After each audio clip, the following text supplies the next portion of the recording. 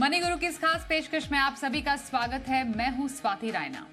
दिल की बीमारी उम्र की मोहताज नहीं रही। भारत में हार्ट डिजीज के मामले लगातार बढ़ते जा रहे हैं। ऐसे में लाइफस्टाइल में बदलाव के साथ साथ जरूरी है फाइनेंशियली तैयार रहने की।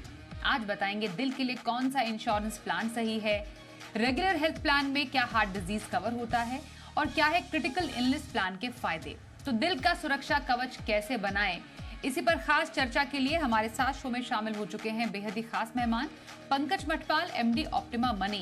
पंकज जी, बहुत स्वागत करते हैं आपका आज के हमारे इस खास कार्यक्रम में।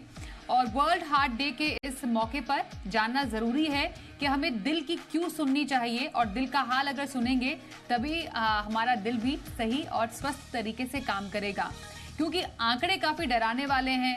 दुनिया के 60% जो दिल के मरीज हैं वो भारत में ही पाए जाते हैं, और हाल फिलहाल में हमने कई ऐसे केसेस देखे हैं जो कि दिल की बीमारियों के लगातार बढ़ते जा रहे हैं।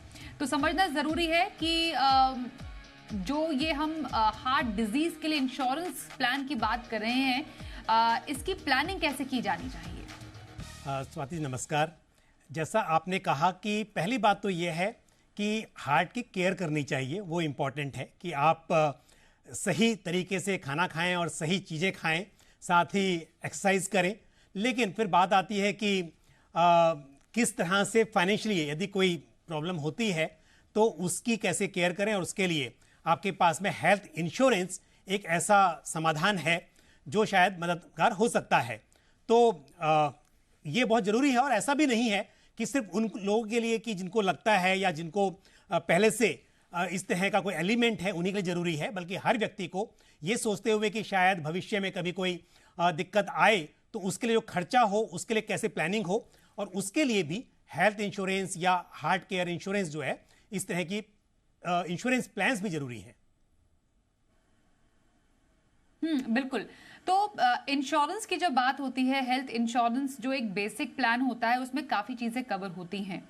क्या लोग हमसे जानना ये चाहते हैं कि क्या हार्ट डिजीज के लिए अलग पॉलिसी लेनी चाहिए। ये सबसे पहले इंपॉर्टेंट है कि आप एक बेसिक हेल्थ इंश्योरेंस पॉलिसी लें। उसके अंदर बाकी बीमारी के साथ साथ हार्ट रिलेटेड जो भी इश्यूज हैं वो भी कवर होंगे, तो वो तो बहुत बेसिक ज़रूरत है। उसके बाद क्योंकि जब इस तरह की बीमारी होती है तो खर्चा बहुत बड़ा होता है, और जनरली जो बेसिक हेल्थ इंश्योरेंस पॉलिसीज होती हैं वहाँ पर लोग 5 लाख 10 लाख, और उसमें भी पूरी फैमिली को कवर करते हैं, फ्लोटर पॉलिसी लेते हैं, तो शायद वो जो सम इंश्योर्ड होता है वो काफ़ी नहीं होता है। इसलिए ज़रूरत पड़ जाती है कि आप जो स्पेसिफिकली हेल्थ कवर में जो कि हार्ट रिलेटेड एलिमेंट्स को कवर कर सके, ऐसी पॉलिसी की ज़रूरत पड़ती है। लेकिन इसके लिए बहुत तरीके हैं। पहले अगर आप एक बेसिक मेडिकल इंश्योरेंस कवर ले रहे हैं, उसमें आप टॉपअप सुपर टॉपअप प्लान ले लें जहां पर बड़ा कवर मिल जाए, तो वो भी काफ़ी मददगार होगा। लेकिन क्योंकि बात अगर चल रही है स्पेशली हार्ट की, तो उससे रिलेटेड पॉलिसीज अवेलेबल हैं, उनके बारे में जरूर विचार किया जाना चाहिए। जी बिल्कुल। तो कितने तरीके के कैसे कैसे प्लान्स मौजूद हैं ये हम आपको बताते हैं, क्योंकि हर एक इंश्योरेंस पॉलिसी के पंकज जी अपने कुछ स्पेशल कवर्स भी होते हैं जो डेडिकेटेड टुवर्ड्स क्रिटिकल इलनेस होते हैं या फिर हार्ट केयर प्लान्स होते हैं, जैसा अभी आपने जिक्र किया था।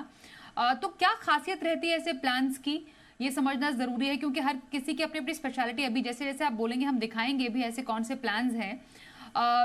अगर किसी को लेना है तो क्या स्पेशलिटीज रहती है, specially in critical illness, heart and health या हार्ट केयर प्लान्स की, जो कि कंपनीज के अपने अलग अलग नाम होते हैं। बिल्कुल स्वाति, देखिए पहली बात यह है कि क्रिटिकल इलनेस प्लान जो होते हैं उनके अंदर भी हार्ट रिलेटेड जो एलिमेंट्स हैं, जो इश्यूज हैं, वो कवर होते हैं। तो या तो कोई पर्सन ऐसी पॉलिसी ले जहां पर कोई भी क्रिटिकल इलनेसेस हो, चाहे वो कैंसर हो, हार्ट रिलेटेड प्रॉब्लम्स हो, किडनी रिलेटेड प्रॉब्लम्स हो, वो सब कवर हो सके। क्योंकि ऐसी पॉलिसीज में एक फ़ायदा ये होता है कि एक लमसम अमाउंट मिल जाता है। लेकिन उसके बाद यदि आप चाहते हैं कि नहीं, स्पेशली आपको हार्ट रिलेटेड पॉलिसी लेनी है, तो वो चॉइस भी अवेलेबल है। यहाँ पर फ़ायदा ये होगा कि एक तो कवर बड़ा होगा, तो क्योंकि इस तरह की बीमारी होती हैं तो डेफिनेटली ज़्यादा खर्चों की ज़रूरत पड़ती है। दूसरी बात यह है कि यहाँ पर अक्सर एक फिक्स्ड अमाउंट तय होता है, तो यदि डायग्नोस कर दिया जाता है, अगर डॉक्टर कह देता है कि इस व्यक्ति को इस तरह की सर्जरी की जरूरत पड़ेगी या ये ट्रीटमेंट की कॉस्ट होगी, तो यहां पर एक चॉइसेस हैं, जैसा आप भी बात कर रही थी। स्टैंड अलोन पॉलिसी भी हो सकती है या फिर एज ए राइडर भी ली जा सकती है। इवन पॉलिसीज ऐसी भी होती हैं जहां पर ऑलरेडी यानी कि ये डिजीज डायग्नोस हो चुकी है या इवन कार्डियक सर्जरी भी हो चुकी है, उसके बाद भी पॉलिसी ली जाती है, जो कि एक बेसिक मेडिकल इंश्योरेंस कवर जो होता है उसमें पॉसिबल नहीं होता है। अक्सर जो बीमारी पहले से हो चुकी है उसको एक्सक्लूड कर दिया जाता है।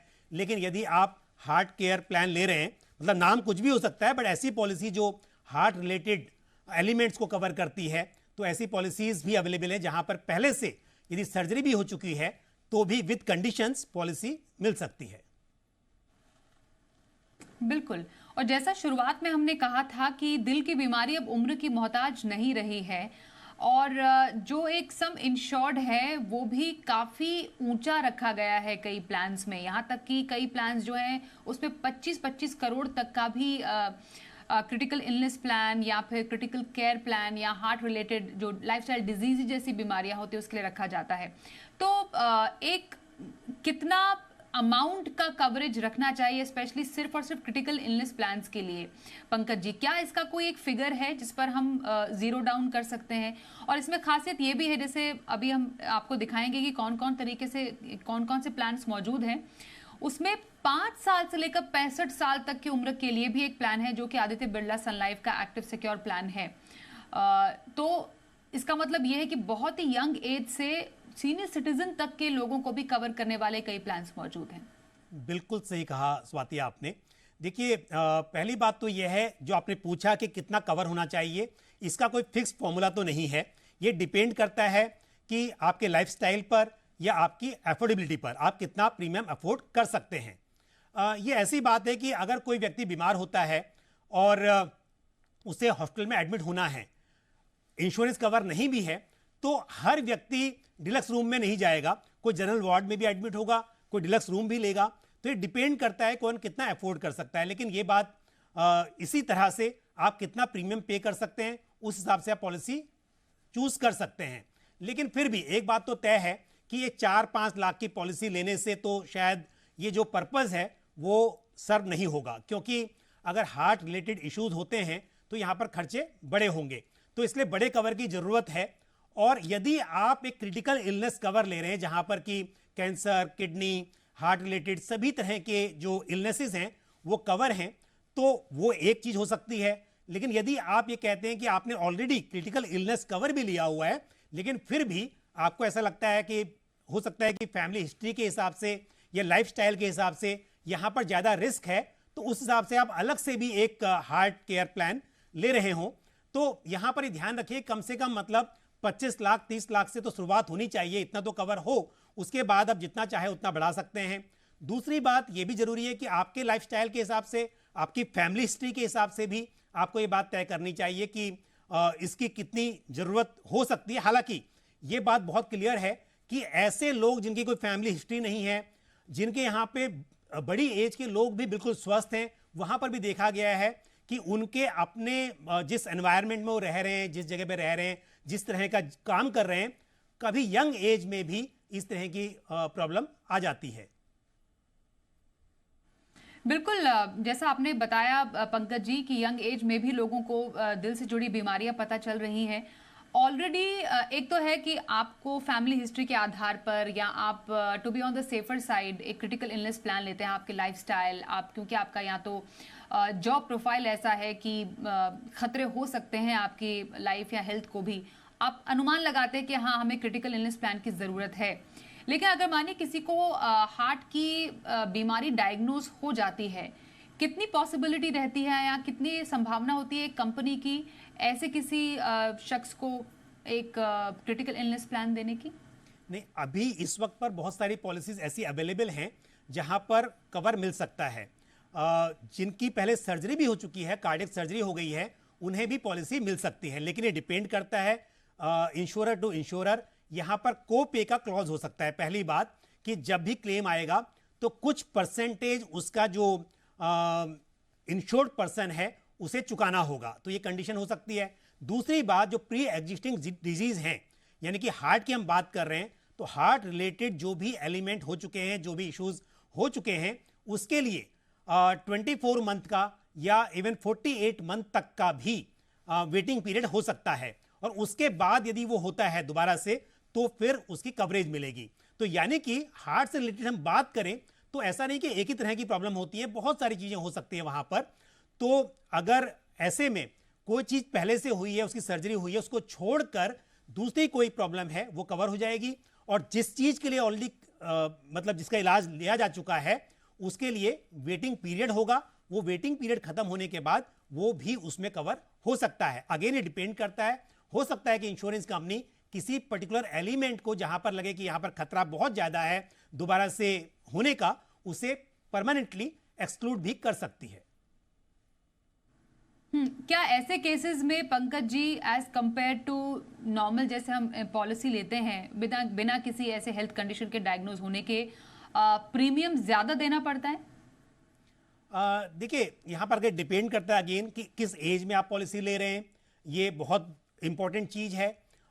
एज बढ़ती है तो उसके बाद में उसका प्रीमियम भी बढ़ जाता है। फिर भी आप देखेंगे कि यहां पर प्रीमियम बहुत ज्यादा नहीं है, आप अफोर्ड कर सकते हैं। हालांकि डिपेंड करता है one insurer to another insurer, लेकिन एक बड़े कवर के लिए भी अगर आप देखें तो 20-25 हजार रुपए सालाना प्रीमियम आता है, तो ये अफोर्ड करना पॉसिबल है। लेकिन दूसरी बात ये भी है कि अगर आपने किसी वक्त पर ये पॉलिसी ली तो ऐसा नहीं है कि आपका प्रीमियम लॉक हो जाएगा।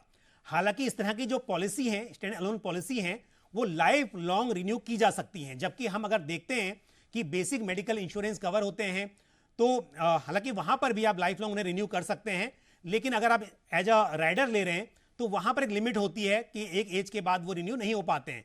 इस तरह की जो हार्ट केयर वाली जो पॉलिसी है, उनमें आपको लाइफ लॉन्ग रिन्यूअल करने का ऑप्शन मिलता है। लेकिन हाँ, ये बात है कि जो प्रीमियम है वो लॉक नहीं होता, एज बैंड के हिसाब से वो समय के साथ चेंज होता रहता है।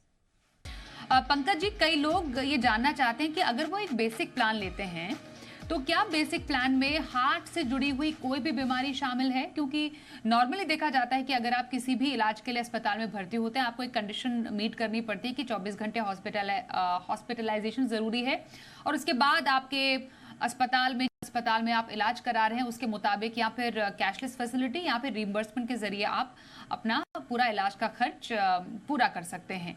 तो क्या एक बेसिक हेल्थ प्लान काफी हो सकता है, या फिर एक राइडर के तौर पर क्रिटिकल इलनेस प्लान लेना एक बेहतर तरीका है? स्वाति, देखिए, 3 चीजें यहां पर। पहली बात आपने की कि जो बेसिक हेल्थ इंश्योरेंस पॉलिसी, जिसे हम मेडिक्लेम पॉलिसी भी कहते हैं, वहां पर बिल्कुल ये कंडीशन होती है कि अदर देन कुछ डे केयर ट्रीटमेंट को छोड़कर अक्सर आपको मिनिमम 24 आवर्स का यदि हॉस्पिटलाइजेशन है, तभी वहां पर आपका जो एक्सपेंस है वो रिम्बर्स होगा, चाहे वो कैशलेस बेसिस पे हो या फिर रिम्बर्समेंट बेसिस पर वो क्लेम तभी मिलेगा जब 24 घंटे मिनिमम एडमिट रहेगा वो जो इंश्योर्ड पर्सन है। लेकिन दूसरी बात वहां पर यह भी होती है कि जो कवर है वो भी काफी कम होता है, अक्सर देखा जाता है। और राइडर की अगर बात करें तो राइडर का प्रॉब्लम यह है कि मान लीजिए आप एक टर्म प्लान के साथ राइडर ले रहे हैं, आपने हार्ट एंड कैंसर केयर या हार्ट केयर के रूप में कोई राइडर ले लिया वहां पर, लेकिन जो लाइफ इंश्योरेंस पॉलिसी है, जो टर्म प्लान है, उसकी एक अवधि फिक्स होगी। डेफिनेटली अगर आपने टर्म प्लान लिया है तो आपकी 60 ईयर्स ऑफ एज या 70 ईयर्स की एज में कहीं तो वो पॉलिसी आपकी पूरी मैच्योर हो जाएगी या खत्म हो जाएगी। तो जब उसका टर्म खत्म हो जाएगा तो साथ में आपने जो राइडर लिया है उसका टर्म भी खत्म हो जाएगा। तो इसके लिए शायद वो यहां पर बहुत ज्यादा फायदेमंद साबित ना हो, क्योंकि हम बात करें हार्ट की, एज के साथ में रिस्क और भी बढ़ जाता है। वैसे तो रिस्क किसी भी एज में है, लेकिन अगर रिस्क ज्यादा बढ़ जाता है एज के साथ, तो यदि आप एक disease special policy, disease specific policy या क्रिटिकल इलनेस पॉलिसी की बात कर रहे हैं, तो वहां पर एक तो लाइफ लॉन्ग रिन्यू होने के चांसेस हैं। दूसरी बात, मोस्ट ऑफ सच पॉलिसी जो हैं वहां पर आपका डायग्नोसिस पर ही आपको क्लेम मिल जाता है।